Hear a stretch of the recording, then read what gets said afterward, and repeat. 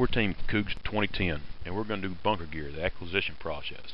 Our special thanks goes over to South Coast Fire and Safety for their assistance with the making of this production. Firefighting is the world's most dangerous occupation. There's a lot of equipment that is involved in a firefighting operation, but none is more critical to the safety of the firemen than their personal bunker gear. Bunker gear is what forms a physical barrier between them and the elements they put themselves into. NFPA, the National Fire Protection Association, Standard 1851, states that all damaged bunker gear and all bunker gear past 10 years of age shall be replaced. In this documentary, we will explain the process steps involved to get a make-to-order custom set of bunker gear for a fireman. We'll explain how the made-to-stock aspect and the hybrid model fit into the overall contribution to the complete and ready-to-use set of bunker gear. We will also explain the administrative process that the system goes through. There are generally two reasons to get new bunker gear. First, if gear is damaged that belongs to an active fireman, it must be replaced. Second, when a new member of a fire team arrives. The first step in this process is requesting quotes from various vendors.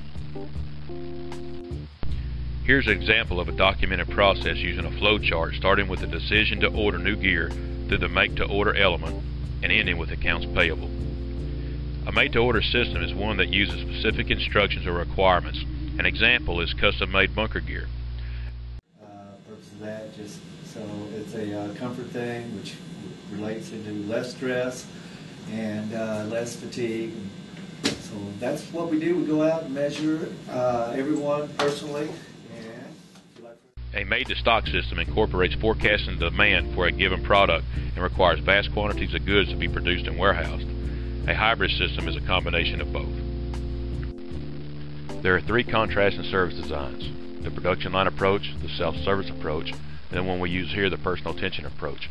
Here we see John of South Coast Fire and Safety taking custom measurements for a firefighter. Once this data has been collected, it will be submitted to the manufacturer, where the bunker gear will be made and sent back to John for delivery to the customer. The purpose of this is to make sure that the coat's going to, not allow any skin to be exposed when you're bending over. So the coat has to be long enough. There are many made-to-stock items such as boots, gloves, and helmets.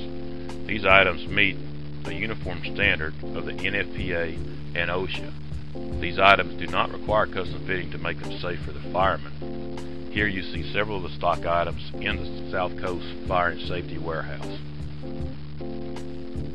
The completed order is delivered to the customer. The customer checks and verifies that the order is complete and sends the paperwork up to accounts payable so that the vendor may be paid.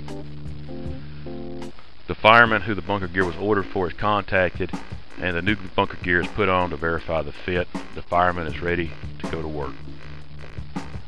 Again, special thanks to South Coast Fire and Safety and John Cook for their assistance on this production.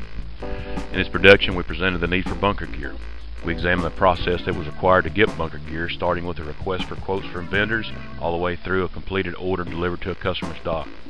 We examined the make-to-stock components and the make-to-order components necessary to complete an order.